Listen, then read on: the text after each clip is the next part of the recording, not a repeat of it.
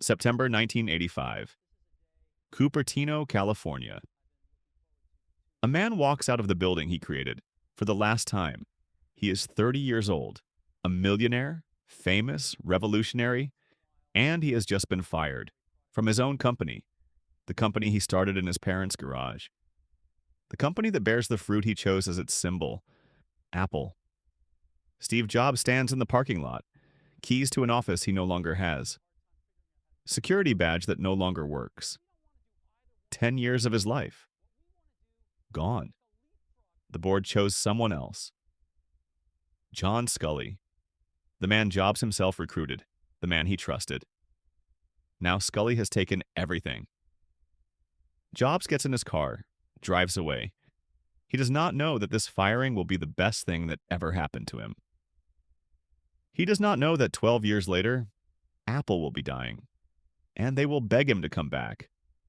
He does not know that his exile will teach him everything he needs to become the greatest product visionary in history.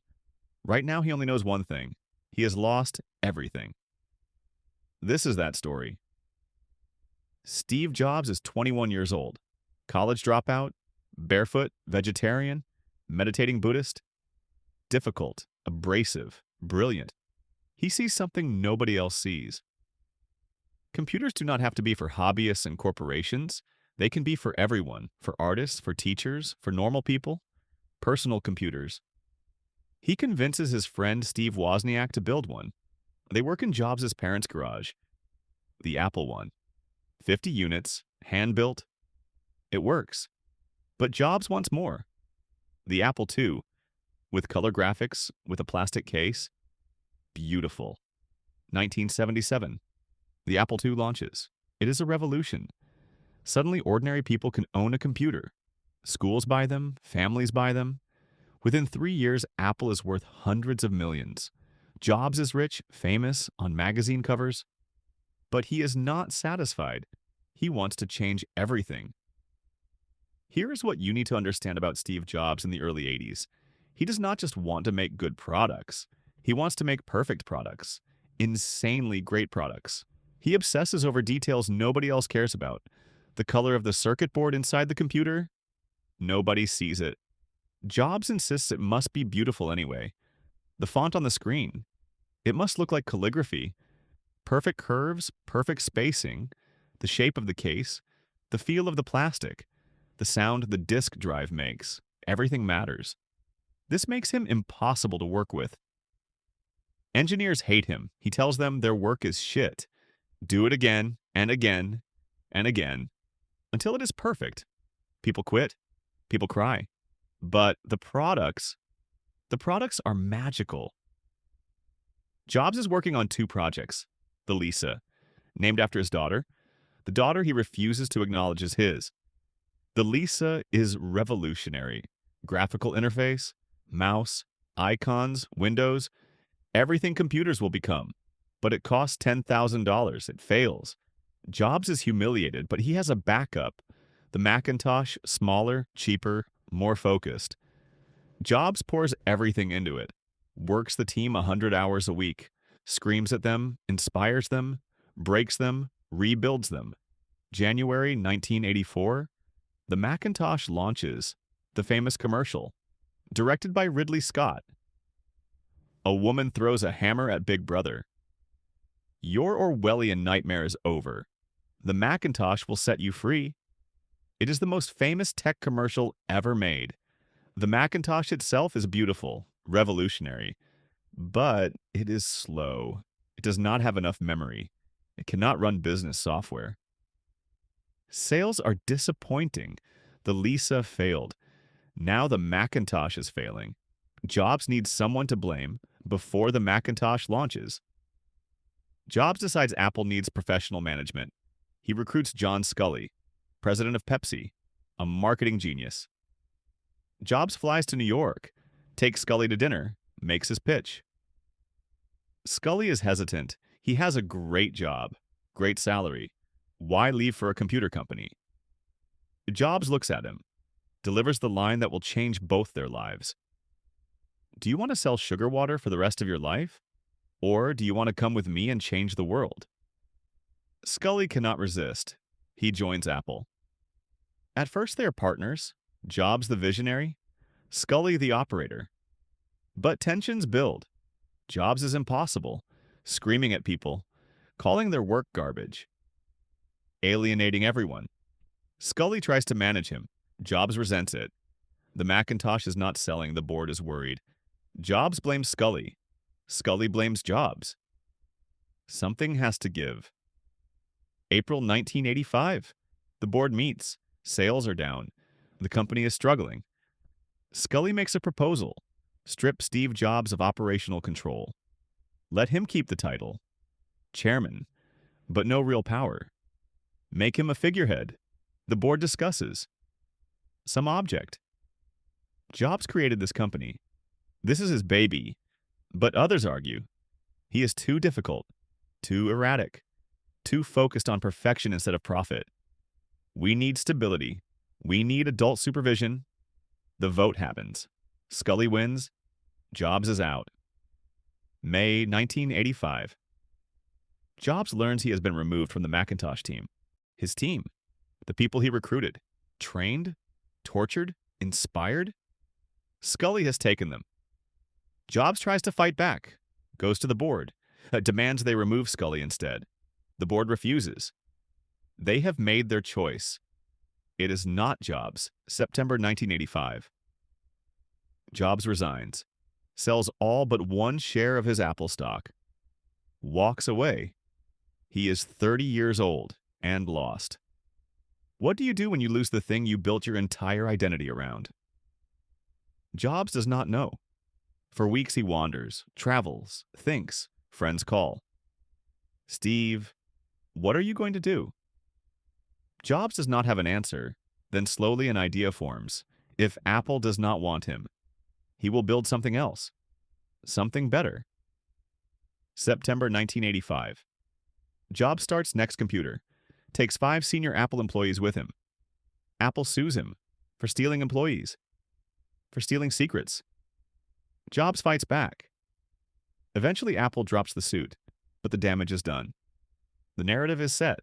Steve Jobs, the difficult genius who got too big for his britches, who got fired from his own company, who is now trying and probably failing to build something new.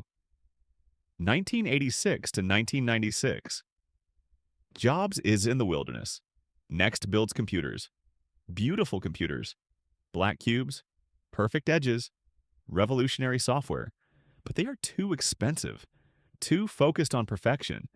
They do not sell. Jobs pours millions into the company. His Apple money. Slowly draining away. 1986. Jobs buys a small computer graphics company from George Lucas. Pixar. He pays $10 million. Keeps it alive. Barely. Pixar makes computer animation tools. Nobody wants them. They make short films to demonstrate the technology. Jobs keeps funding them. Losing money every year. Next is failing. Pixar is failing. Jobs is failing. The man who revolutionized personal computing. Who is on the cover of Time magazine. Now he is a punchline. The difficult genius who could not handle success. Everyone knows Apple made the right choice. Getting rid of Jobs, right? Meanwhile, Apple, without Jobs, without his vision, without his impossible standards, starts to decline. 1985, Apple is flying high. 1990, competition is growing. Microsoft releases Windows, copies the Macintosh interface, but it runs on cheap PCs. Apple sues, loses. 1995, Apple is struggling. Market share dropping, products uninspired, no innovation. Just incremental updates, different colored cases, same old technology. 1996, Apple is dying, losing money, losing relevance. The board fires CEO after CEO. Nothing works. They realize something. Apple needs a vision. It needs someone who understands what Apple should be. They need Steve Jobs. December 1996. Apple CEO Gil Amelio calls Jobs. We want to buy Next. Jobs listens. Next computers never sold, but the operating system, the software. It is years ahead of anything Apple has. Apple's operating system is ancient, crumbling. They need something new. Next has it. Emilio makes an offer. $427 million. Jobs accepts. But there is more. Jobs, we want you to come back. As an advisor, help us transition to the new operating system. Jobs agrees. But he has conditions. I am not coming back to watch. I am coming back to lead. December 20th, 1996. Steve Jobs returns to Apple, 12 years after he was forced out. He is 41 years old. Older, harder, wiser. The wilderness taught him something. Failure taught him something. He is about to show Apple what he learned. July 1997. Gil Amelio is fired. The board asks Jobs, "Will you be CEO?" Jobs says no, but he will be interim CEO. ICEO, no salary, just stock options. He does not need the money. He needs the control. Jobs looks at Apple. It is a mess. 15 different product lines, none of them good. Bleeding money, losing focus.